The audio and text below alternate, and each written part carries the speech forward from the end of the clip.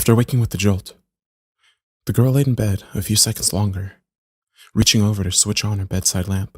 She tried to remember exactly what had stolen her sweet slumber away.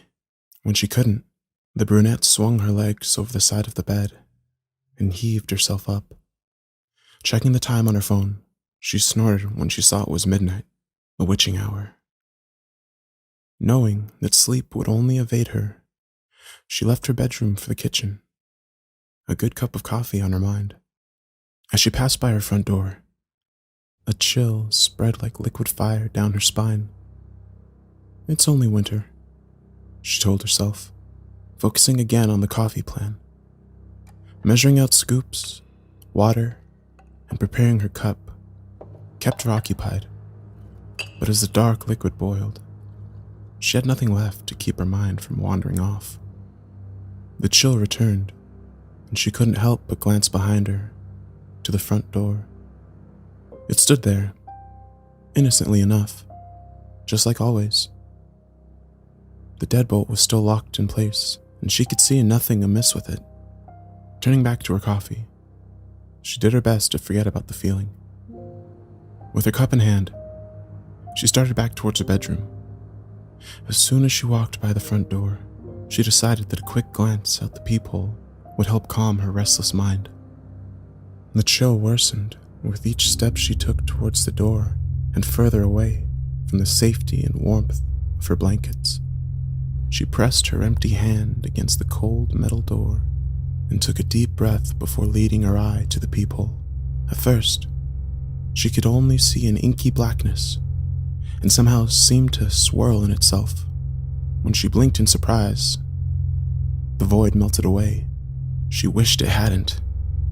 In its place, there stood what she could only guess was once a man.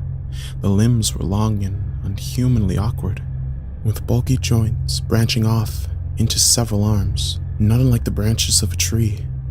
The creature was draped in a black suit, somehow making the thing more nightmarish to her.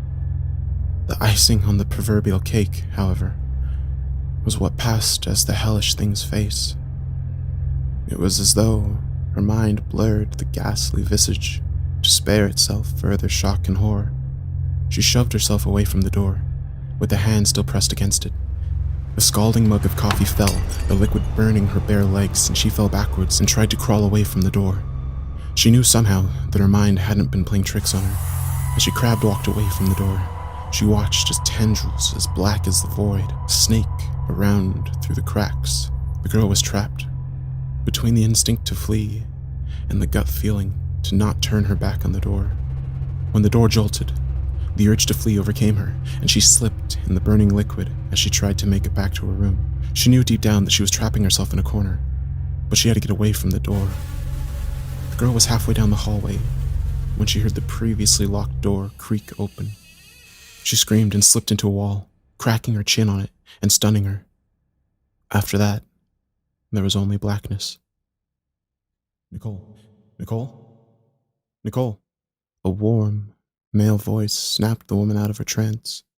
As she turned around, she was met by one of her sister's doctors. She nodded, not sure if she should say anything, or even if she could find her voice if she did have something to say.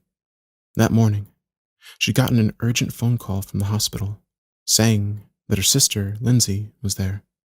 Before they had even let her see her, the doctors had pulled her off to the side and insisted that they talk to her about what might have happened.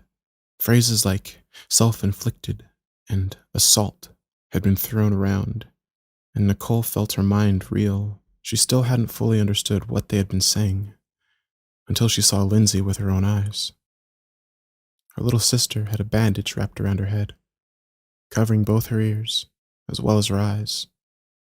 They said it was to keep her now deadened eyes from drying out and to try to keep infection out of the wounds Lindsay had made to her ears. The doctors had guessed that either she or someone else had jammed a pencil into them to keep her off balance or to deafen her against something. There was a mix of first and second degree burns on her hands, legs, and feet from what was assumed to be coffee her neighbors found spilt all over the entry of her apartment. As Nicole walked into her sister's hospital room the first time, she thought she had spied the silhouette of a man in the window. That she knew was impossible. Her sister's room was on the third story of the hospital.